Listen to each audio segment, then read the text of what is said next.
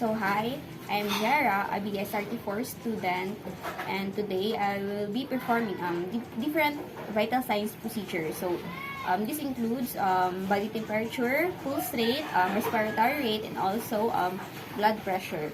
So before we start the procedures, we need to make sure that our hands are clean and washed. So assuming that I've already washed my hands, the next step is we need to prepare our materials before the assessment will start. So here we have our materials needed. Here is our thermometer, a pair of clean gloves. We also have here our pair of clean gloves, our alcohol swabs, our alcohol cloths. Here we have our sphygmomanometer, manometer, and I have here is my stethoscope, a clean towel or washcloth, a tissue, and also a alcohol. So today I'll start the procedure by introducing myself to our patient. So good morning, ma'am. I am Jara. I'm a radiology technologist, ma'am. So may I ask what is your name? Okay, so you are Maria Cruz, ma'am. So your birth date, ma'am. Okay, so October 1, 2000. Okay, thank you, ma'am. So today I will be getting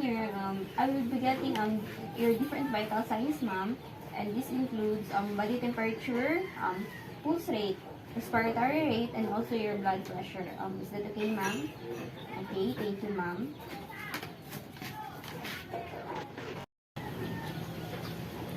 So after we put on our clean gloves, we are now need to dry our patient's armpit with a washcloth or a clean paper towel. So here we have our dry washcloth, and we will ask permission to our patients if he can dry or clean his armpit. So can you raise your hand, ma'am? Okay, ma'am. So now I'm going to clean your armpit using this washcloth. So is that okay?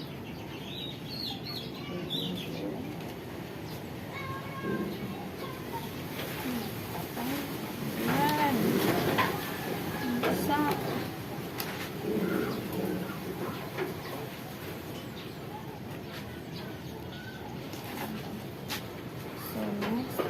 place the thermometer in the center of the armpit. Place the patient's arm down slightly over the temporal artery with the arm crossed. So hold the wrist at the same time and place the index and middle finger flat over the radial artery. So count the pulsation with 1 full minute.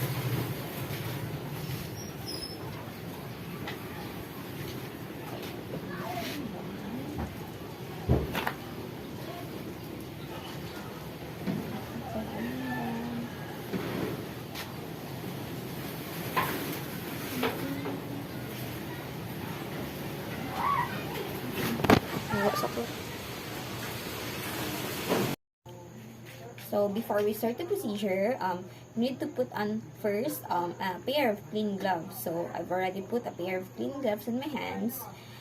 The first step that we need to do is take the patient's body temperature. So if we take the patient's body temperature, we need to first to clean his or her armpit. So using a dry paper towel or using a dry washcloth or a paper towel, this will be used to clean our patient's armpit. So we have here is a dry washcloth, and this will be our material to be used. So I will be taking your body temperature, ma'am. So first, before we take your body temperature, we need to clean your armpit. So is that okay to you? Okay, so you need to raise your left arm so that I can have an access in cleaning your armpit. So can you raise your arm? Okay, so do you need my assistance, ma'am? Okay, so can I ask some permissions if I can touch your hand. Is that okay? Okay. So, you need to raise your hand. Okay.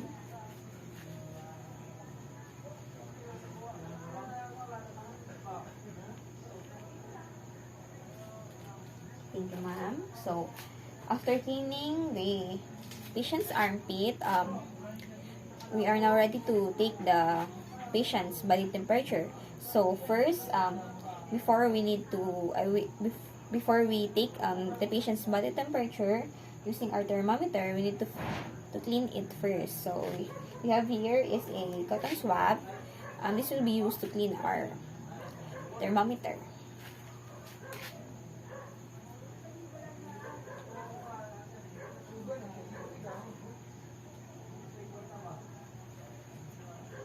So, after the thermometer have been cleaned, we can now put it into the patient's armpit in the center area. And after putting it in the patient's armpit, we need to place the patient's arm down and tightly over the thermometer with the arm crossed over the chest.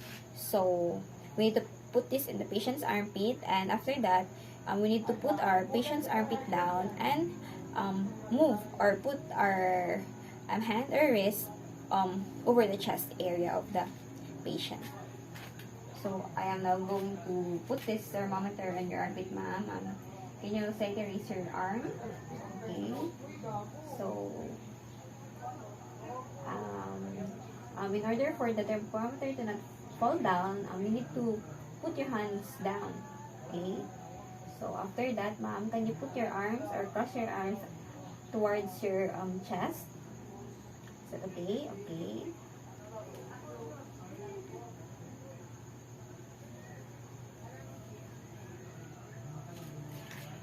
So, after putting on the thermometer in the patient's armpit, we are now ready to take the patient's pulse rate and respiratory rate.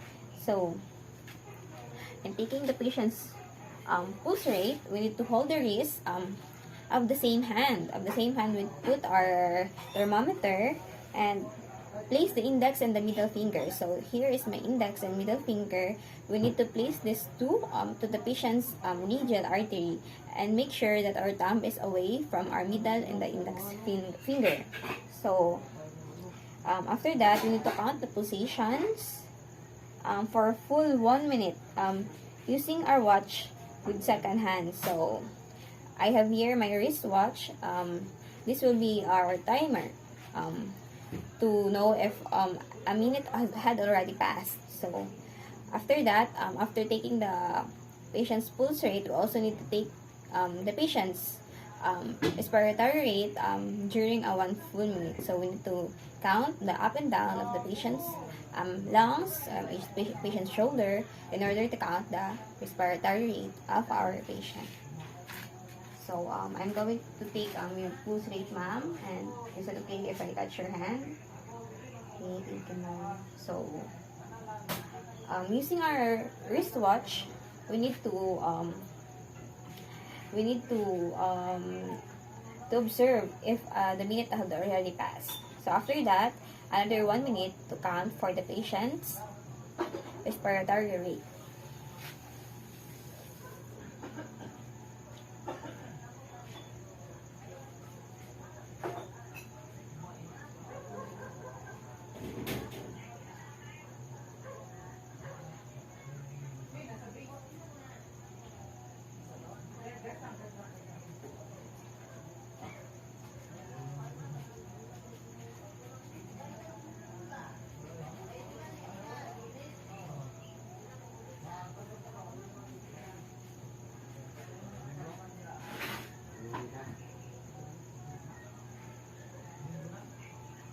Thank you, ma'am. So, assuming that a 2 minute had already passed, we are now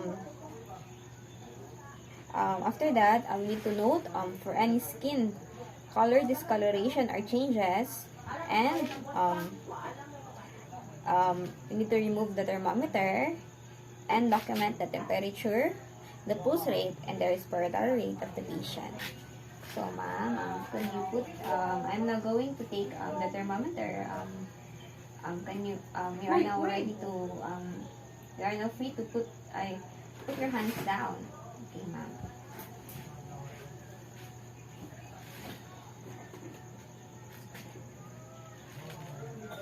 So, after getting the thermometer, we need to document all our data. So, this includes the patient's temperature, the patient's pulse rate, and the patient's respiratory rate.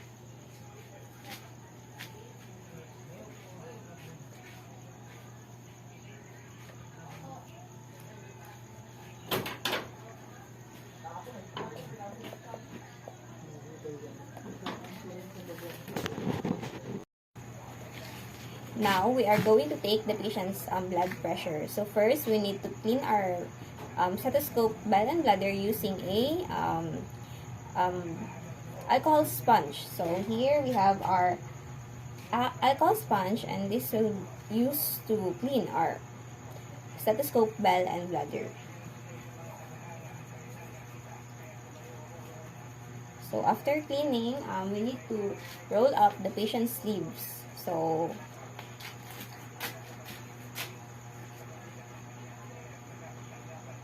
after rolling up the patient's sleeves, we need to place our depleted beefy cup evenly around the patient's upper arm above the elbow, and make sure that the cup is facing correct direction and that the arrow is indicating the artery is placed. So,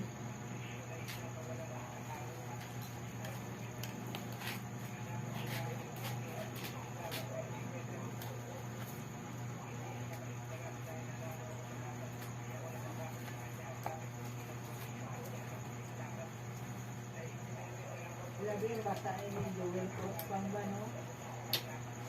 Nasa rogis ba, o? So, walo si galing kahilog. Bata ay jewel ko. So, ito ba? Walo ba? Iba-ibang ano ba?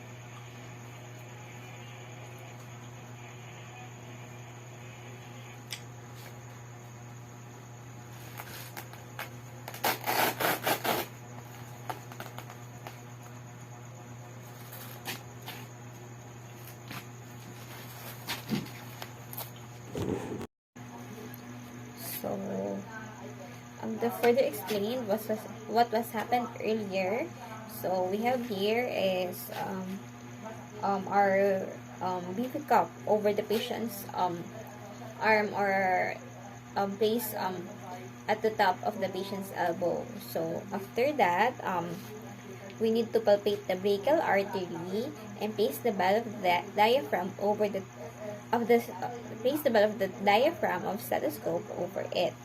So using our two fingers, the middle, the index finger, this will be used in palpating the patient's brachial artery using the valve of the diaphragm. So we will hold the back of the valve like this. So make sure that our thumb is also away from the valve.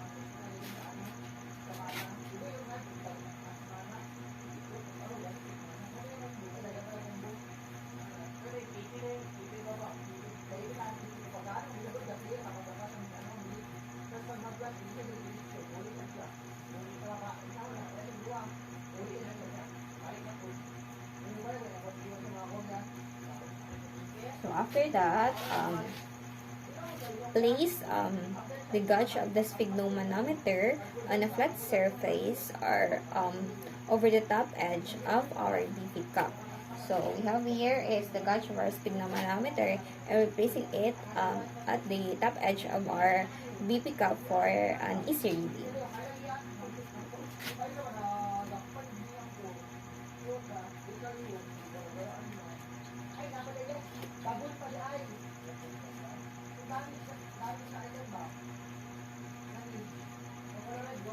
So after that, position the stethoscope and um, close the valve of the pump by turning the knob clockwise. So here is the valve of our pump. So in closing it, we need to turn it clockwise. So like this. So pump the valve until the indicator reaches 180 mmHg or the pulse of until the pulse beat is no longer heard. So we need to pump our valve in an upper direction. So upper, so like this, facing the knob and the knob and the valve should be faced upward when we are bumping it. So we need to observe if the readings already reach 180 mmHg or or until the pulse beat is no longer heard. So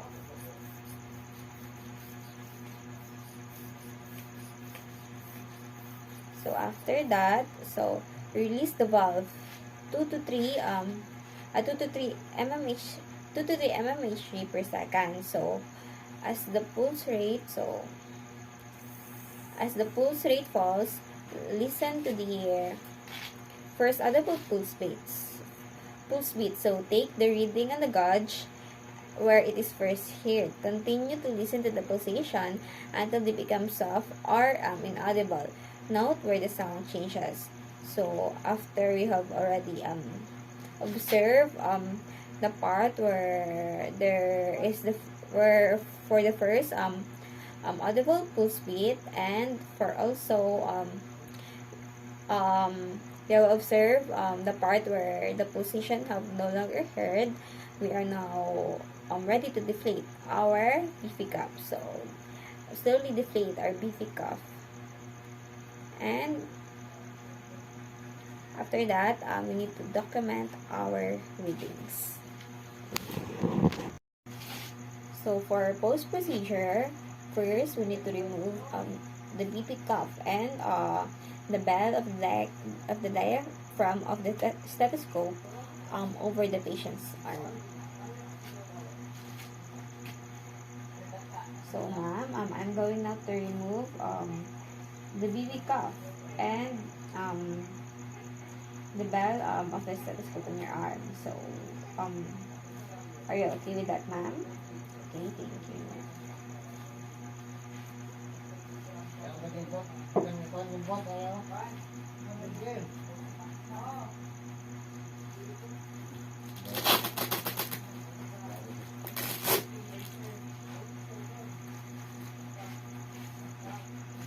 After that, we are now ready to inform the patient that all the procedures for vital signs assessment is already done. So ask the patient if he or she needs anything before leaving. So ma'am, all the vital signs procedure are already done, and after this, ma'am, you will now free to leave our examination room. But before that, can I ask if you need anything, ma'am? Okay, none. Thank you, ma'am. You may now free to leave our examination room, ma'am. Examination room, ma'am. So thank you, ma'am, for your participation. Okay, so after telling the patient before leaving, we can now remove and dispose our gloves properly. So after that, after removing the gloves, you can now perform hand washing. So that's it. Thank you.